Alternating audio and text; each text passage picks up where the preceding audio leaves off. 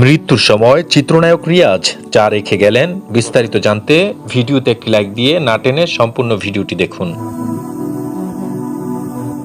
৫ August গণ অভ্যুত্থানের পর থেকেই আত্মগোপনে চলে যান রিয়াজ। তার বর্তমান অবস্থান সম্পর্কে বাংলাদেশ চলচ্চিত্র শিল্পী সমিতির কেউ জানেন না। গুঞ্জন রয়েছে পালিয়ে ভারতে গিয়ে আশ্রয় নিয়েছেন তিনি। আবার কেউ বলছেন দেশেই লুকিয়ে আছেন। রিয়াজের ব্যবহৃত নম্বরটিও বন্ধ রয়েছে। শেখ হাসিনার পতনের আগ পর্যন্ত কার্যক্রম নিষিদ্ধ আওয়ামী লীগের রাজনীতিতে বেশ সরব ছিলেন রিয়াজ। বেশ কয়েকবার তাকে শেখ হাসিনার সফর সঙ্গী হতেও দেখা গেছে। ৯০ দশকের মাঝামাঝি থেকে টানা ২ যুগ রিয়াজ ছিলেন টলিউডের শীর্ষ জনপ্রিয় মুখ। বাংলার নায়ক, সিনেমার মাধ্যমে চলচ্চিত্রে নাম লেখান তিনি। এরপর একে একে অসংখ্য সুপারহিট সিনেমা উপহার দিয়েছেন। ২০২২ সালের ২৩ সেপ্টেম্বর রিয়াজ অভিনীত সর্বশেষ অপারেশন সুন্দরবন সিনেমাটি মুক্তি পায়।